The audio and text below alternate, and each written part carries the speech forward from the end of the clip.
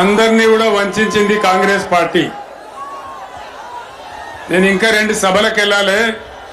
మీరు కొద్దిసేపు నిశ్శబ్దంగా ఉంటే చివర్లో నినాదం బాగా చెప్దాం.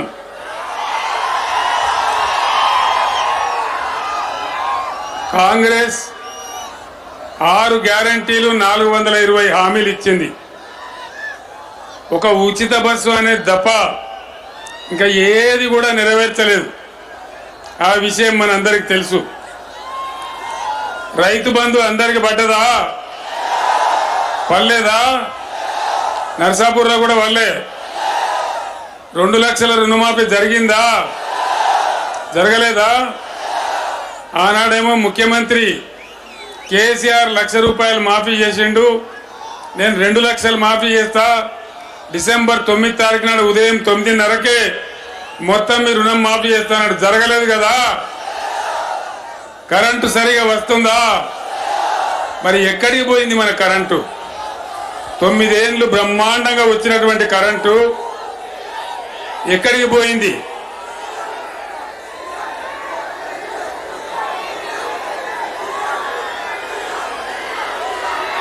ఏ బాబు ఆపాలే, ఆపాలే, ఆపాలే.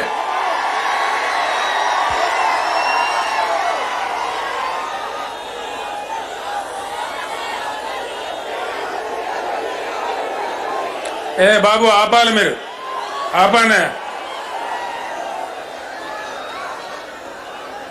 అదేవిధంగా అనేక హామీలు అరచేతిలో వైకుంఠం చూపించినట్టుగా ఒక్కొక్కరికి ఒక్కొక్క రకమైన హామీ ఇచ్చినారు. విద్యార్థులకు 5 లక్షల కార్డు ఇస్తామన్నారు. రైతు కూలీలకు కూడా నెలకు ₹1,200 ఇస్తామని చెప్పినారు. ఫ్రీ బస్సు పెట్టి ఆటో రిక్షా కార్మికుల నోర్లు కొట్టినారు. సాగునీళ్లు లేవు. మిషన్ భగీరథ బ్రహ్మాండంగా పట్టణంలో ₹1 కనెక్షన్ ఇచ్చి గ్రామాలలో రూపాయి కూడా లేకుండా ప్రతి ఇంటికి నల్లా ఇచ్చి పుష్కలంగా వచ్చిన భగీరథ మంచినీళ్ళు కూడా మాయమైపోయినాయి. ఎక్కడికి పోయినాయి ఆ నీళ్లు? కరెంట్ ఎక్కడికి పోయింది? 5 నెలలనే ఇంత ఆగమాగం ఎందుకైతా ఉంది? ధాన్యం కొంటున్నారా?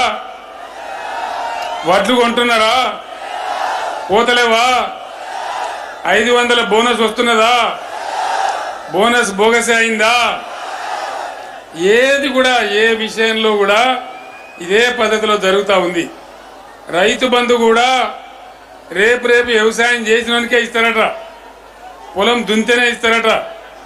ఇంతకుముందు అట్లా వచ్చిందా? ఇంతకుముందు అందరికి వచ్చింది కదా, టైం మీద పడ్డది కదా. ఇంకా మజాక్ ఏంటంటే రైతు బంధు ఎప్పుడు ఇవ్వాలి? వరి నాటేసేటప్పుడు ఇవ్వాలి, నాట్లు పడే ముందు ఇవ్వాలి. ఇస్తే అది ఉపయోగపడుతుంది. కోతలైనవి కళ్ళాలైనవి ఇప్పుడు రైతు బంధు వేస్తా అంటారు. ఇంతకన్నా పెద్ద జోక్ ఇంకేమైనా ఉంటుందా? కాబట్టి నేను అనేది ఏంటంటే ఒక తల లేకుండా తోక లేకుండా ఈ ప్రభుత్వం అనేక రకాలుగా తెలంగాణను నష్టపరుస్తూ ఉంది. కరెంటు కోతలు పెట్టడం వల్ల హైదరాబాద్ నగరంలో పరిశ్రమలు వెళ్ళిపోయే పరిస్థితి ఉంది. ఐటీ ఇండస్ట్రీ దెబ్బతినే పరిస్థితి ఉంది. మన నర్సాపూర్ ప్రాంతానికి వస్తే బ్రహ్మాండంగా నేను కోమటి బండల నుంచి ప్రత్యేకమైన లైన్ వేయించిన మంచినీళ్ళు బాగా రావాలని, కాళేశ్వరం ప్రాజెక్టుతో నర్సాపూర్ లింక్ కావాలని, ఇక్కడ 1,50,000 ఎకరాలకు నీళ్లు రావాలని మన శంకరంపేట నుంచి కాలువలు తవ్వుతా ఉన్నారు. అవన్నీ మీ కళ్ళ ముందట్టే ఉన్నాయి. మల్లాన్న సాగర్ నుంచి ఒకసారి నీళ్లు రావడం మొదలైతే నర్సాపూర్ బంగారు తునుక అవుతుంది. దాన్ని మనం ఇవాళ ఈ కాంగ్రెస్ ప్రభుత్వం చేస్తుందనే నమ్మకం నాకు లేదు. దానికోసం ఆ కాలువ పూర్తి కావాలి, మల్లన్న సాగర్ నుంచి బ్రహ్మాండంగా నర్సాపూర్కు నీళ్లు రావాలి అంటే ఎంపీగా వెంకటరామరెడ్డి సార్ గెలవాలి. ఎందుకంటే మనందరం కలిసి యుద్ధం చేస్తే తప్ప ఈ ప్రభుత్వం నీళ్ళు ఇచ్చేటువంటి ఆచారంలో లేదు. మనకు అర్థమవుతా ఉంది. ఏ ఒక్క హామీ నెరవేర్చలే, ఇంకా నెరవేర్చే ఆశ కూడా లేదు. మనకు ఇబ్బంది కలుగుతూ ఉంది. అటు విద్యార్థి లోకాన్ని గోల్మాల్ చేసినారు, అన్ని రకాలుగా కూడా ఇబ్బందుల పాలు చేస్తూ ఉన్నారు.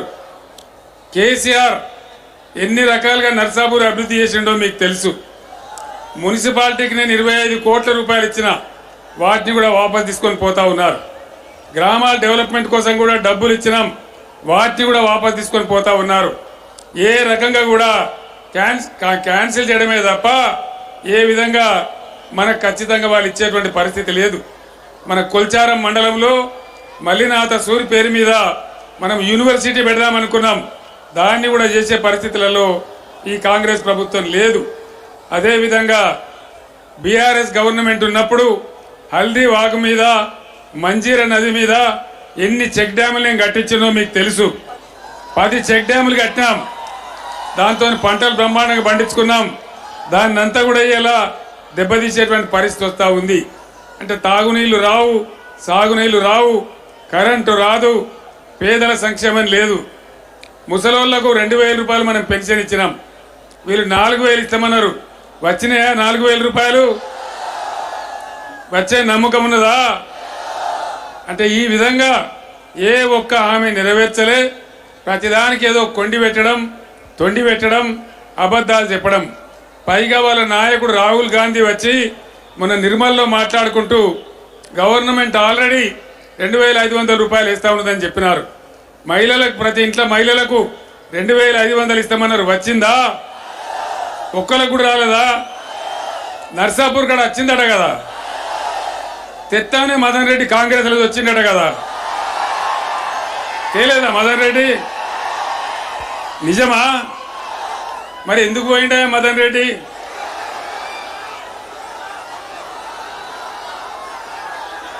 పైచలక